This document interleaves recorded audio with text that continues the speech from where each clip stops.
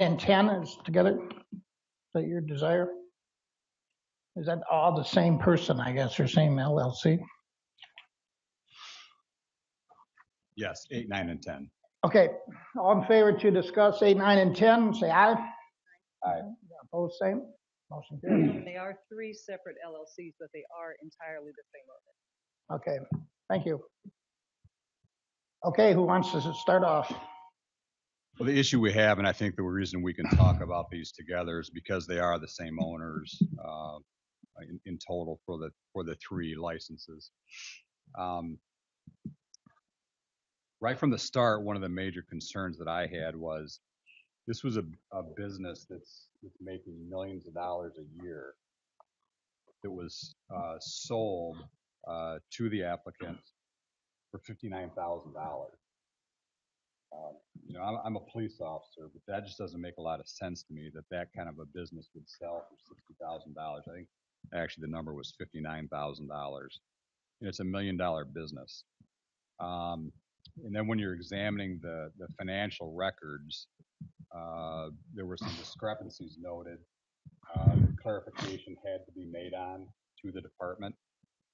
And in the explanation of the some very large deposits, very frequent large deposits that were coming and going out of one of the subsidiary LLCs, or actually this is one of the corporations was Ann Arbor Financial Incorporated. And the explanation was that in order to hide the money from the sale, from the profit from this marijuana business, they're using First Data, which is a money credit card processing company. It's a global company that has made their business practice very clear that they're not involved in the marijuana business at all. And to hide the fact that this is a marijuana business, the applicants are channeling the money through Ann Arbor Financial Incorporated, not only to deceive what looks pretty clear based on the information I saw, and just on my experience, it looked like money laundering, state and federal laws, but it also is deceiving these companies and drawing them into something that they don't want to do. That's a pretty high level and sophisticated level of deceit that's going on, and I find that very concerning, as well as the 3 owners of the business that sold it to the Ann Arbor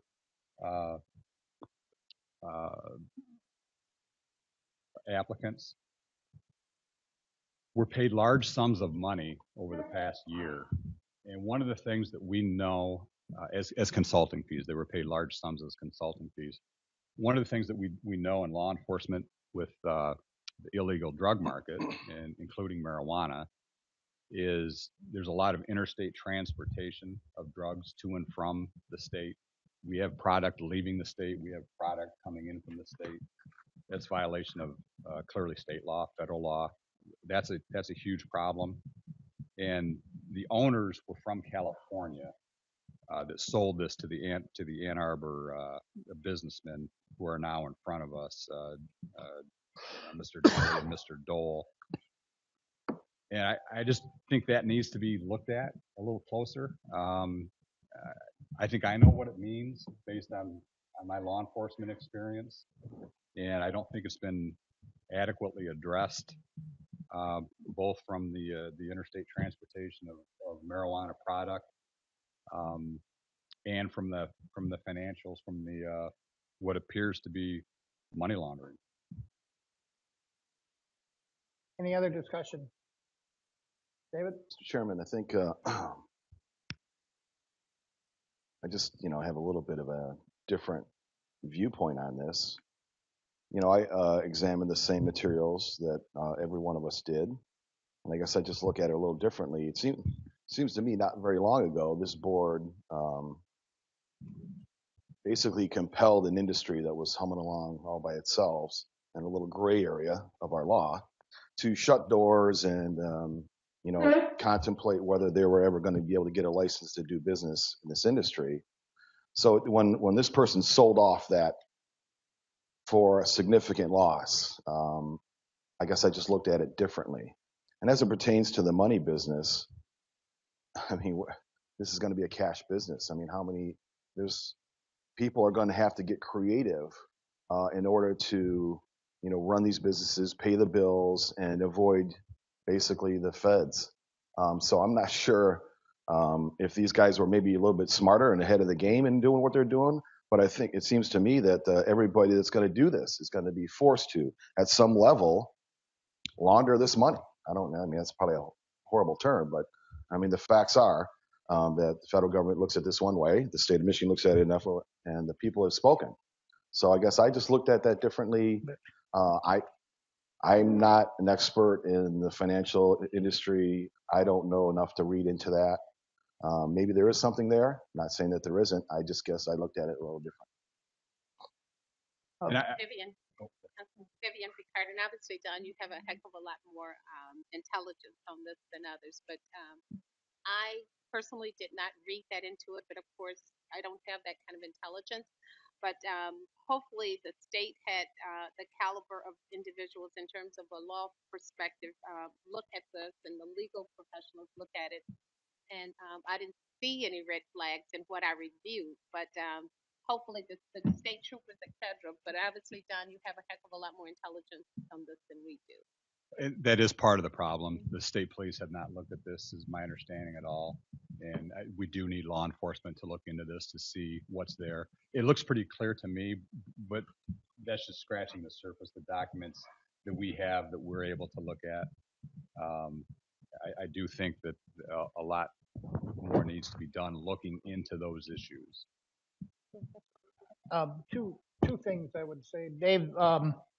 On number 8, on C, I think we're going to talk about, I believe, some closed loop processes to be able to handle cash. Is that what that? I believe that's what that's about.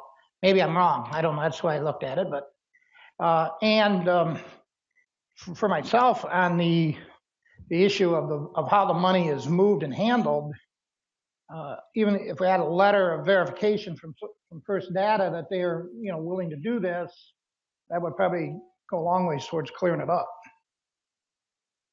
Bear in mind, board members, that a background investigation was completed. You have the reports in front of you, obviously, as part of the materials you received for review. Your role is to consider whether, based on the information you have in front of you today, you believe each applicant is pre-qualified at this stage. If you deny pre-qualification, again, the applicant may request a hearing in order to prove suitability for licensure. Mr. Chairman. Yes, sir. If there's no further discussion, I would make a motion that if we're going to lump these three together, that I guess Can Arbor, Arbor Farm, and Arbor Kitchen have pre-qualification status for pending application. I would recommend doing a separate motion for each item on the agenda. Starting with item 8, which we're currently on. So that'd be Can Arbor. I'll make that motion. Okay. Moved and supported. Any more discussion? My only point is we do understand that there is a background investigation that we all looked at, and that did not include any involvement in the state police looking into this specific issue. And I think it's a pretty slippery slope that we're heading down if we approve at this stage without having the state police examine that. Anyone else? Call the roll. The motion is to pre-qualify. Number 8. Yes. Chairman Johnson, No. Donald Bailey, No. Nicole Culver, Yes. Vivian Picard, Yes. David LaMontagne. Yes. Chairman Johnson, you have 3 yeses, 2 noes. Motion passes. Thank you. Number 9. Any further discussion, or are you just going to move a motion? Someone? I would make the same motion for 9, Mr. Chairman. Okay, the motion supported? And the motion again is to pre-qualify Arbor Farm. That's correct. Supported by Nicole. Any more discussion? Go ahead and call roll. Chairman Johnson, No. Donald Bailey, No. Nicole Cover, Yes. Vivian Picard, Yes. David LaMontagne. Yes. Chairman Johnson, you have 3 yeses, 2 noes. Motion passes. Thank you. Number 10, Arbor Kitchens LLC. Ditto. Same motion. Same motion, please. Any support? I'll second. Support. Vivian? Yes. More discussion? And the motion is to pre-qualify Arbor Kitchen. Yes. That's correct. Okay, call the roll. Chairman Johnson, No. Donald Bailey, No. Nicole Cover, Yes. Vivian Picard, Yes. David LaMontagne. Yes. Chairman Johnson, you have 3 yeses, 2 noes. Motion passes. Thank you. Number 11, applicant is Raymond Oatman. Any discussion, motions, ideas, suggestions? Mr. Chairman, I move we'd have a discussion on this application as well. There's support for that? Support. It's been moved and supported to discuss number 11. All in favor, say aye. Aye. Opposed, same. Motion carries. Open for discussion. Mr. Chairman, again, this is another a drug arrest. It's outside the limits. However, when examining the circumstances around this arrest, this was a kilo of cocaine back in 1990. A kilo of cocaine is what's classified by the state police as a class 1 dealer. That's one of the highest levels of dealers. It was eventually pled to as an over 225, and back in 1990, that was a mandatory life without parole case. He had to do life in prison. It was pled down, pretty simple case. It was pled down to an over 225, which was a mandatory 20 with a maximum of 30 years. He had to do 20 years. That's what he pled to. Now, that unbeknownst to the prosecutor, clearly the judge departed from that and sentenced Mr. Oatman to 3 to 10 years. The prosecutor appealed that. My understanding is the prosecutor had won the appeal, but he was already out of prison after that 3-year prison sentence. And I wasn't able to tell what happened after that, after the appeal was granted in favor of the prosecutor, because it should have been a 20-year, as the prosecutor had an agreement for that. That is significant. That is a significant cocaine case. The explanation for that was that the applicant was a drug user and had gotten into debt with his supplier and was working off the charges with his supplier. But this is exactly what I did for many years in the Metro Detroit area with these kinds of class 1 drug cases. And you don't get to that level in the organization being an addicted drug user. That's not to say that he was at the very pinnacle of this organization. I wouldn't say that has to be, but he was a very integral part in making this drug ring operate. He had to be there. He had to do his job, and you don't get there overnight. It's like if you're a dairy farmer, you're not gonna go into the dairy business milking 2,000 cows. You're gonna start small and you're gonna build up. It's the same thing here. You don't enter the business at the kilo level, and that's significant. I still think there are issues, with that. as he goes on, there's in looking at his financials, it doesn't look to me someone the income that's reported,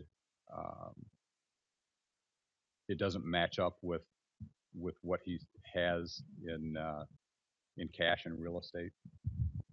Well, I don't think that this is a done deal, this drug operation.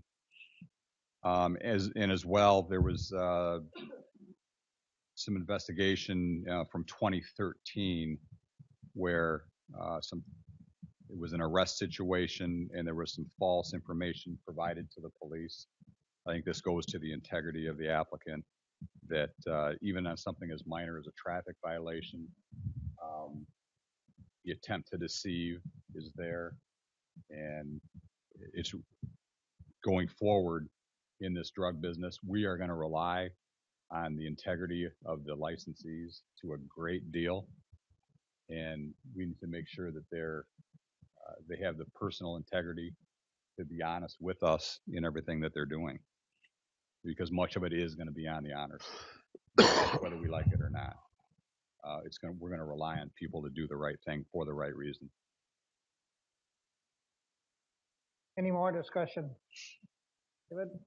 Chairman, I don't disagree with anything Member Bailey has stated here over the past couple minutes. I think it's unfortunate that we're confronted with a situation where we feel obligated to drag these people through the mud in this forum. The issue I've got with this application is they failed to disclose not one, but two things. And I think that's where my focus is. This fellow here, I don't know him. He runs a plumbing business. Looks like he's doing pretty good. Got his life together. Beat that drug addiction. There's very few success stories, as we know, in our societies being ravaged by drugs. And kudos to him. So it's unfortunate that those things occurred. Looks like he's got his stuff together. He's doing well. He's a plumber. He runs his own business. So the application process and problem I have is that he failed to disclose two pretty significant events. All that other stuff is true indeed, but that's not where my focus is. And, this is the second time we've dragged somebody through the business here, and I just think it's unfortunate. So I've got issues with the application, and I do not disagree with anything Member Bailey said, but it's because of the failure to disclose those two things is why I'm going to be voting the way I am. Mine is the Vivian Picard, and mine is obviously the failure to disclose, but also the content of what came out of the background check is concerning to me as well. Anyone else? Okay. Mr. Chairman, Go ahead. I'm sorry. Go ahead. Mr. Chairman, I move that Raymond Oatman is denied pre-qualification. Is there support? You'll need a statutory basis for a motion to deny. Yeah. You have the language Right of here. the statute, I believe, in front of you in your packet. 4022C, right here.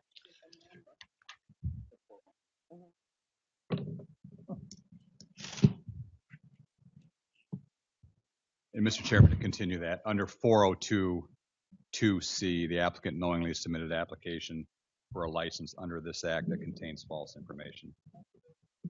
And 402B. 402B as well. 4022B, the applicant has been found responsible for violating a local ordinance in any state involving a controlled substance, dishonesty, theft, or fraud that substantially corresponds to a misdemeanor in the state within the past 5 years. And the one above it. The applicant has been convicted of a misdemeanor involving a controlled substance. Are you sure? Oh, no, it hasn't been within the last 5 years now. Right. Both Okay. of those are time restricted, and I don't believe they meet the qualifications of the statute. I think you're correct. Any other discussion? Call roll, please. Vivian. Could you repeat the motion, please? I move to deny Raymond Open's application because the applicant is not qualified to receive a license under the Medical Marijuana Facility Licensing Act, Section 402(2)(c). The applicant knowingly submitted an application for a license under this act that contains false information. Go ahead and call a roll. Remember, a yes vote then would be to deny. Chairman Johnson, Yes. Donald Bailey, Yes. Nicole Cover. Yes. Vivian Picard, Yes. David LaMontagne. Yes. Chairman Johnson, you have 5 yeses. Motion passes. Thank you. Okay, that gets us through the application process. Department reports. The I guess letter A, the application process update. I believe that's our director. Yes, thank you, Mr. Chairman. I just want to keep the board apprised of our processing and our statistics as it relates to application volume. As of last Friday, we had received 470 paid pre-qualification applications. And in terms of the completed license applications, we had 9 Class A growers, 2 Class B growers, 49 Class C growers, 25 processors, 67 provisioning centers, 6 secure transporters, and 4 safety compliance facilities. Again, bearing in mind that some of the pre-qualification applicants have not submitted Step 2 applications yet. So those numbers for the facility applications are not necessarily indicative of the working volume of the applications we've received. We do, as our unofficial count at this point of municipalities that have adopted ordinances to opt in is at 78. And I just want to add, as it relates to these application processes, that our staff, Chris Jordan's application staff, are focused on working with applicants to ensure they get a completed application. It really is a process to ensure that we have everything that's necessary. And in most cases, applicants provide, they answer the questions on the application and provide all the information that's specifically asked for, but it's not uncommon for us to go back and forth to add some clarification. So I just want to assure applicants as well as the board that we're in a process of working with them to ensure we get to the point of completion so that we can present a full picture to the board of these applicants for your consideration. Andrew, can I ask you a question? Certainly. So we've had a couple dust-ups here regarding people failing to disclose whatever. So in my mind, I would hope that, what's Jordan's title? She's the application section manager. All right, so that she would be like, hey, here's your application. Are you sure everything's in here? Have you disclosed everything? Are you sure? You want to think about it. And then, okay. Because once it gets here, obviously there's been unanimous support for if you're not disclosing something, you're going to have some trouble. So, and just for your to address that point, after the last meeting, we went back, we looked at the application. I feel very confident that the questions are being asked in a clear way to ensure that we give applicants every opportunity. They ask the questions. There are multiple attestations about truthfulness throughout the application. But in addition to that, we also sent out an advisory bulletin, posted on our website, put it on our listserv, that went through that process and tried to be clear that everything needs to be disclosed.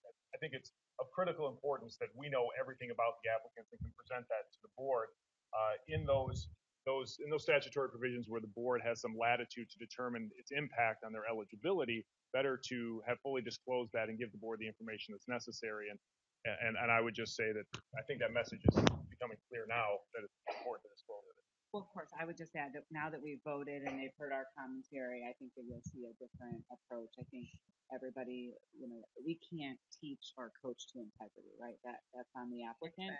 It's only our ability to say, hey, you didn't meet the integrity requirements, so therefore, and I think that we did a good job of laying that out, giving the applicant why it was denied. We didn't just deny it for some out of the cloud reason. So I think obviously these first 11 are going to set that precedent, and so I appreciate everybody's commentary. And I don't think that we need to say, "Are you sure?" If we're having to do that, then they've got other challenges that they need to address. That's not the department's responsibility, and that's not our responsibility.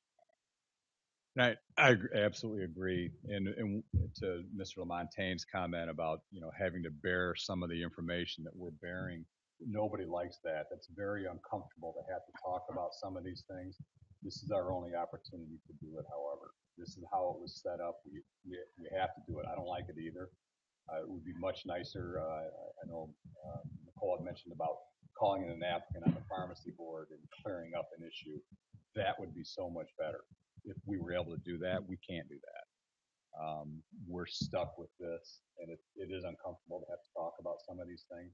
You don't want to lay somebody open, but Yeah, the only we have to do that. I'm going to piggyback on that just 1 minute, and then I'll let Andrew have your mic back. The one thing I would add, though, honestly, is that we sometimes don't have to add our side of it or our extra to it. Like, I think we as a board could say failure to disclose. I don't, you know what I mean? I think that we just have to remember, maybe not go into so much detail because it's failure to disclose. Like, it's one of the reasons, and whatever that was, it's failure to disclose. And I think it's just everybody's integrity at that point to just, it's failure to disclose. We take it to a vote, and then if we need additional discussion, absolutely. I just don't know that we need to go such a deep dive into every application. I agree with you, Nicole, because therefore we all understand and know the background. So Okay, anything else? Andrew, you have the floor. Wanted to apprise the board of our efforts to deliver some compliance bulletins. We crafted some of those to try and draw applicants' attention to some specific areas of compliance in the administrative rules particularly, and try and assist those facilities that are operating under Rule 19 for temporary operation to bring that existing operation into compliance with the new rules as quickly as possible so they can make a smooth transition and they're granted licensure. So our field staff have been out delivering those and having conversations. We want our field staff to have a relationship with the facilities so that we can help them stay in compliance. In the same way that this application process is quite complex and in-depth, compliance with the statute and the administrative rules is also a complex process. So we want to be a resource to our applicants and licensees to ensure that they're making their best faith effort to stay compliant with these new rules. Any questions about that? Oh, and I should mention in that category as well, we have begun pre-licensure inspections this week. So we're out in the field actually inspecting these proposed facilities so that as we present applications to the board, we should start seeing not just pre-qualification applications, but we will see some that are complete package and can be considered for full licensure at that time. What is it they're looking for in these stage 2, I guess you would call them, inspections? What are they looking at? Electrical, building code, fire, is that what they're looking at? All of those things. So the physical structure itself, it has to meet all, in the rules we've adopted standards. So they have to comply with NFPA 1 for fire safety standards. They have to comply with all local building codes or state codes, whichever authority has jurisdiction. So they do have to have appropriate permits and certificates of occupancy. We are also looking at all other requirements under the Act and the administrative rules. So there's a lot that will be covered more in routine inspections regarding, say, employees and things of that nature, because many of these facilities don't have staff in them yet. Right. But we're looking at safety and security requirements, ensuring that they have all of those things in place. So I think there was a misconception by some applicants that they would get licensure and then build a facility. That we need to see when we go in to do an inspection, a completed facility that meets all the standards that are applicable for a pre-licensure inspection. So we're being very thorough there, and I think it's good that we get that process started as quickly as possible. I think as we've seen with some of these applications, in many cases it may involve a couple inspections to ensure that they meet all standards. But on the step 2, there shouldn't be anything that's not curable. So if we find any deficiencies, we'll communicate those to the applicant, give them a reasonable opportunity to correct those, and then re-inspect before it's presented to the board. So what you should see in most cases is simply a completed inspection report that shows that they've checked everything off that needs to be done.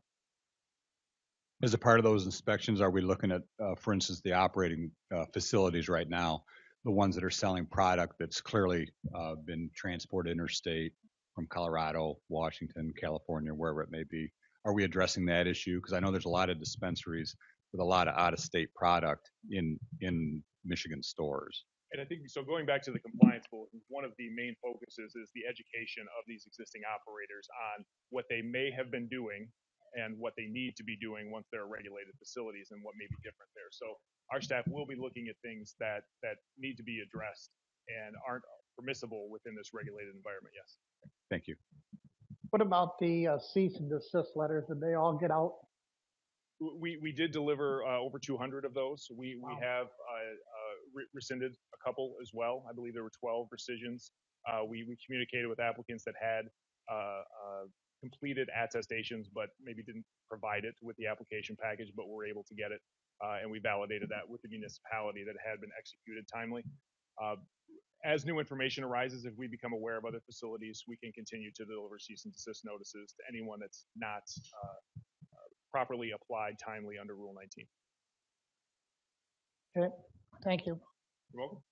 And the last thing I wanted to talk about is the vendor spotlight for closed loop payment processors. So our department, Laura, is coordinating a vendor spotlight for companies who provide closed loop payment processing for the medical marijuana industry. This is something that's present in other states as well. It's an opportunity for some of these companies to provide solutions for the industry regarding the complexities and the challenges with the banking industry. We will coordinate participation with the Department of Treasury and the Department of Financial and Insurance Services, and should result in us having a better understanding about how they operate and what services they may be able to provide to our industry participants in Michigan. So I look forward to providing that opportunity, and we'll report back to the board how that goes. Are we the lead now? Yes. So Treasury is no longer in the lead, we are. We are the lead on coordinating this vendor spotlight. Okay. There was language in the boilerplate budget bills for Treasury as well last year, I believe. Okay, so then hopefully we're going to be able to deal with the cash issue. Is that the? I think we want to do our part in doing the research to try and attempt to assist the industry in finding solutions to overcome those challenges. I know you get tired of me asking that question, but I've been asking it to you for 6 months because it is the real issue out there. And I understand, we had an application here today. I mean, and David's absolutely correct. It's a huge issue, and how we need to figure out a way to do that. I don't even know where the taxes that they pay, where we're going to put all that even, at the end of the day. So then, are you going to be the head then? Lead that charge? The department is going to coordinate the vendor spotlight. Director Edgerton is taking the lead on it, okay. Working with our agency as well as the other departments. Okay, thank you. Well, I have nothing further unless the board has any questions. But, thanks, Director. I was going to say Colleen Curtis is going to present some information about the administrative rules as well. Okay. Thank you.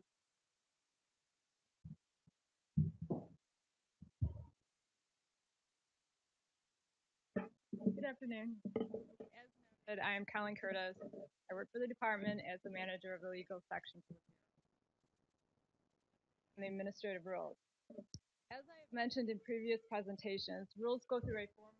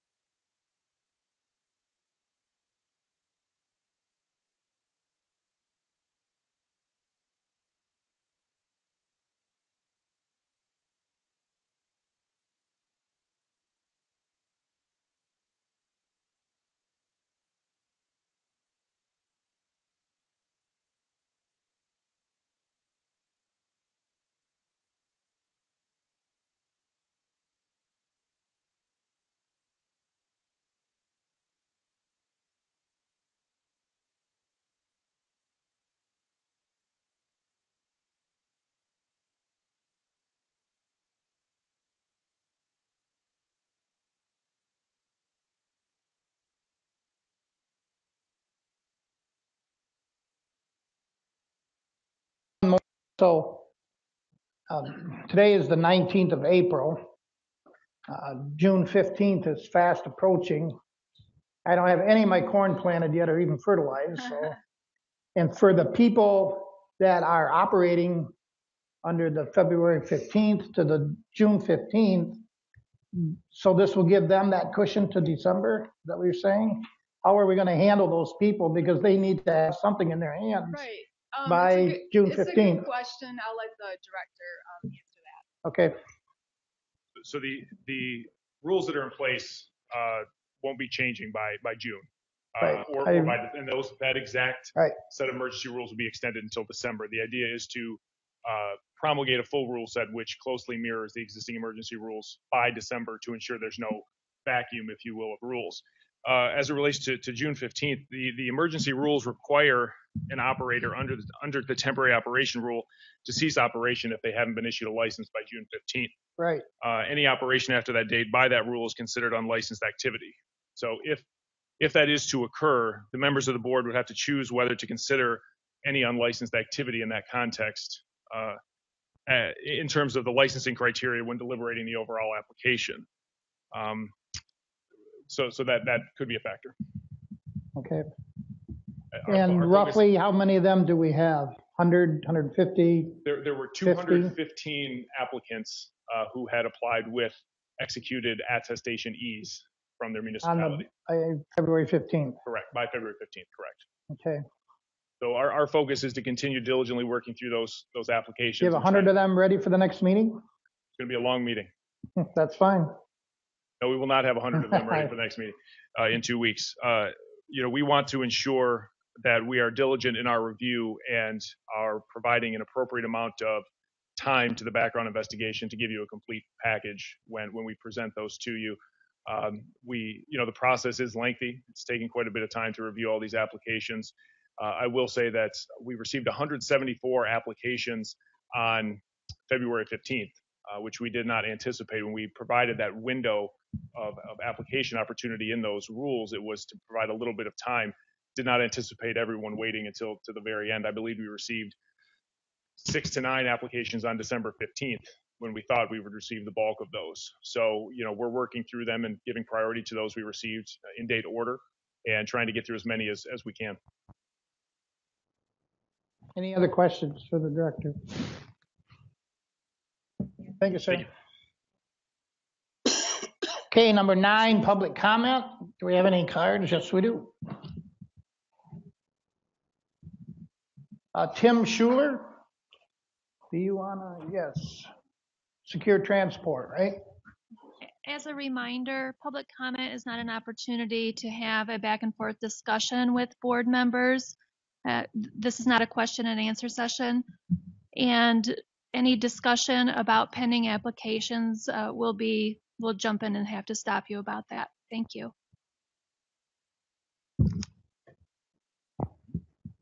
Thank you. My name is Tim Schuler with Lalantos Transport. We applied on February the 28th, and you've stated that there's been back and forth, Andrew did, between applicants. We're one of the 2 secure transporters who have secured a township or municipality approval.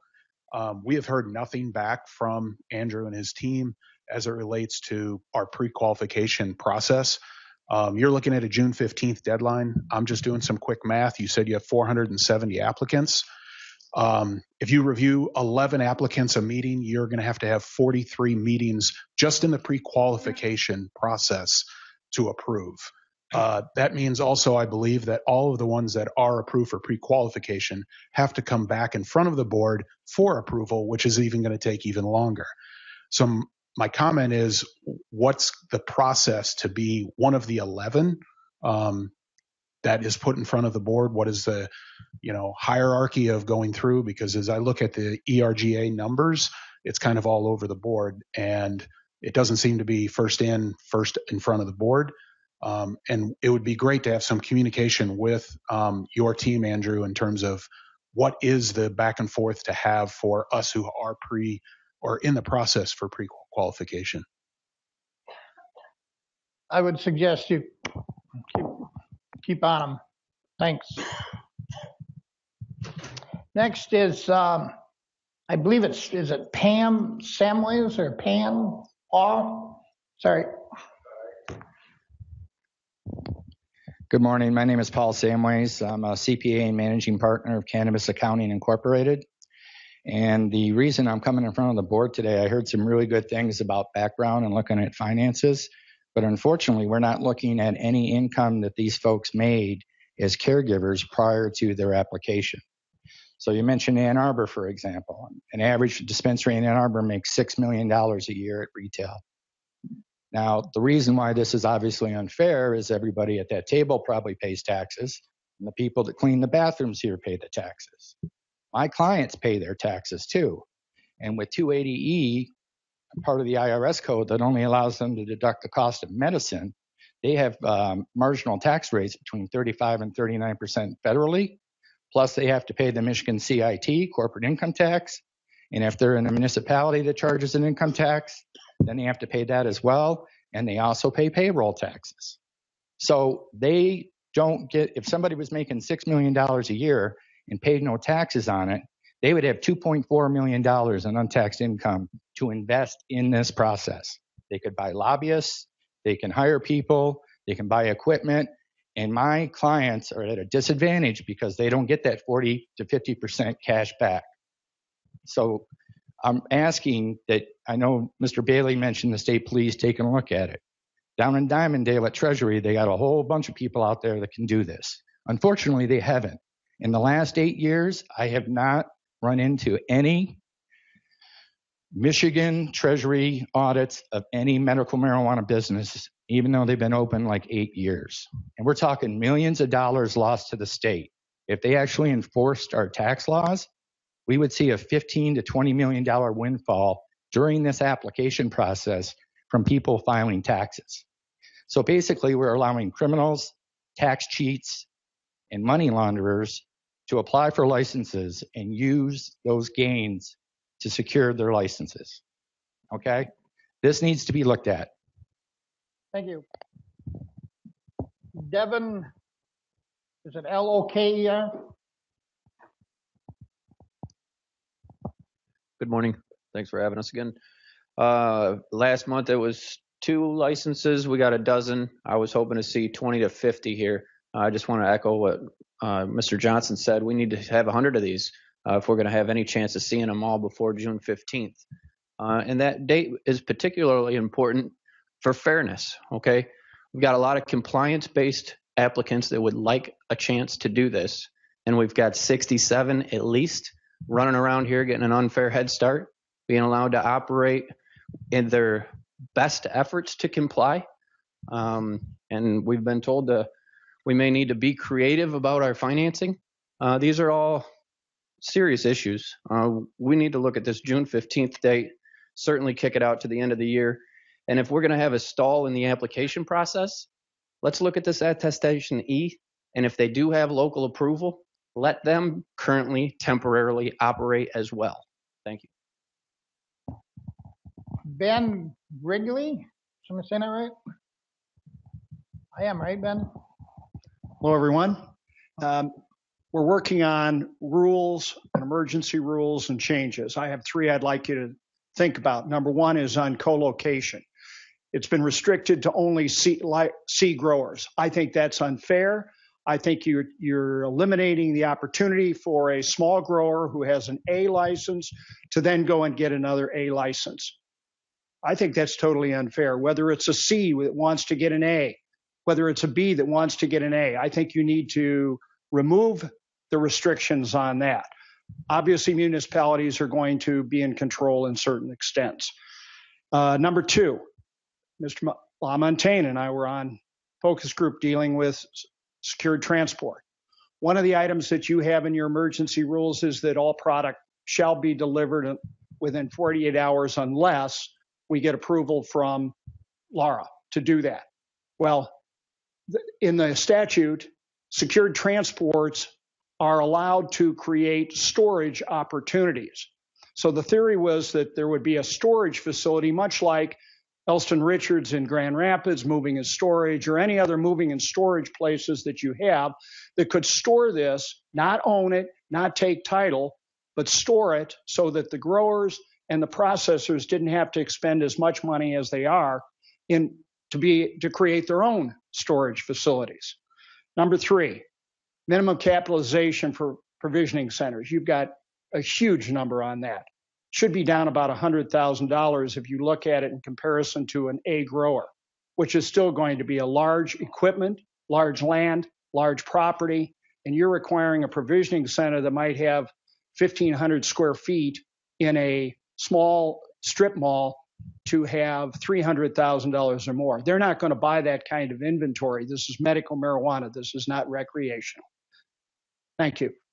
Thank you. Jeffrey Hanks.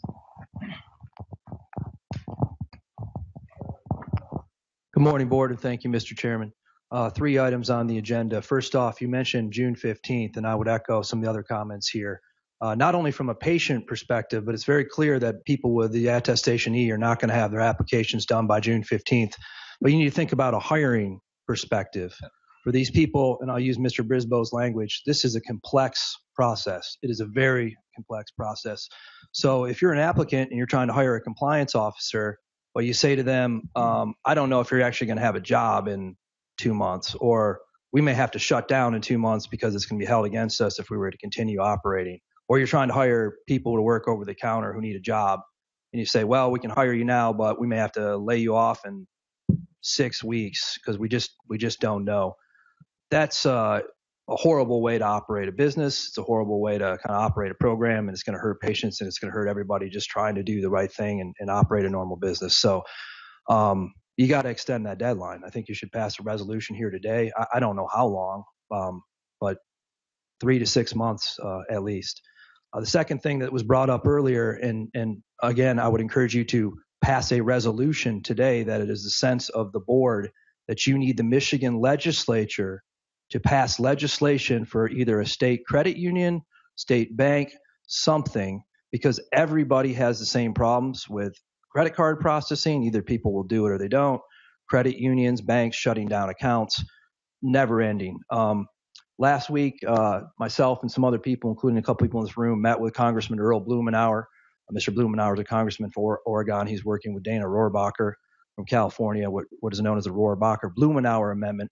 And that's a budget amendment in Congress which prevents the federal government from spending resources to prosecute people in compliance with state medical marijuana laws. But one of the things that came out of that meeting that Mr. Blumenauer told us was that Steve Mnuchin, the federal Treasury Secretary, is working on rules for banking, but they're not good enough. They're not fast enough. So we need that to be sped up, and we need y'all to do something. Last point is just this is a complex process, and a lot of people don't understand it, even the past disclosures. People have had these 7411s or expungements, and they think that they don't have to disclose things that happened a long time ago. Maybe that's changing now based on what you're doing here, but consider it a second chance. And my last point would be when the president doesn't have to disclose a single tax record, but you guys are making people go through stuff that's harder than the CIA or something, just keep that in mind. Thank you. Rick Thompson. Hi, thank you very much. We've heard a couple of speakers here today representing their client's perspective on how they'd like you to adjust the rules. I'm going to represent the patient perspective on how we're going to adjust the rules, because a closed loop system discourages patient participation in the program. A closed loop system implies that you preload a debit card with money before you go to a dispensary, and then you use that debit card at the dispensary. That's disadvantageous to many communities, including persons that are of low income, persons that are significantly ill, the elderly, people have reduced access to technology. It's not an addition to the program that would be advantageous for our community. I'd also like to echo some of the other comments on the June 15th. I think a lot of people don't understand what the June 15th deadline is, and it's really only a deadline for about 215 facilities, as Director Brisboe mentioned earlier, who may be able to operate to provide that transitory service for our patients, that continuity of care that we've talked about in each one of these control board meetings. If you interrupt that continuity of care by stopping their operation as of June 15th, then you defeat the purpose of allowing them to exist in the first place. It takes 4 months to grow a cannabis plant, and as of right now, we don't have any authorized cultivation facilities who have plants in the ground. You're looking at a 4-month delay before you can even get the first MMFLA compliant plant that's gone through the metric system. in the hands of patients. You still need a system that encourages that for a whole 4 months, not just till June 15th and then we stop. You need to consider bumping that date back. And since you created the emergency rules, you can adjust them too. From a patient perspective, that would be absolutely essential to make sure that state and our almost 300,000 patients have an uninterrupted supply of medication. Also, don't forget that the MMFLA doesn't exist in isolation. There's a coexisting black market that's equally successful here in the state. Patients have the opportunity to go to another source. We don't want them to leave the regulated market. We don't want them to leave the MMMA. We want to keep them in the system, and you do that by maintaining the continuity of service. Thank you. Thank you. Amy Brown. Good morning. Thank you. My name is Amy Brown, and I'd first like to thank you for granting pre-qualification to my company, ABKO Labs. I would love to tell you that my phase 2 is ready to go, but I'm having trouble finding a location. One of the things we're realizing, municipalities, when they're drafting their ordinances and doing their zoning, they're envisioning the grow facilities and they're envisioning the provisioning centers. The real estate that's appropriate for a lab is very difficult to come by, and we're competing with secured transport and some processors for it. I'd like you to consider allowing co-location with specifically secured transport, because there's no conflicts of interest with that, but just to make it a little bit easier to find the right type of space. We're finding a lot of industrial space, but you wouldn't want to send your blood out to get tested in an old muffler shop. We really need something more like a doctor's office. By their nature, they are located close to people, so the residential buffers keep knocking us out. So I'd just like you to consider that. Thank you. Thank you. Is that it? No more cards? I mean, sorry, I got a comment. Okay, any comments from the board? Done? Mr. Chairman, I just wanted to acknowledge Mr. Wrigley, and if maybe he could share his information with the rest of the community. This is a medical marijuana law. It's not a recreational marijuana law. That's our focus. That's all we're considering, and that's all we should consider. Thank you. Anything else? We're ready to adjourn. We need a motion for adjournment. Moved and supported. All in favor say aye. Aye. No, the same. We are adjourned.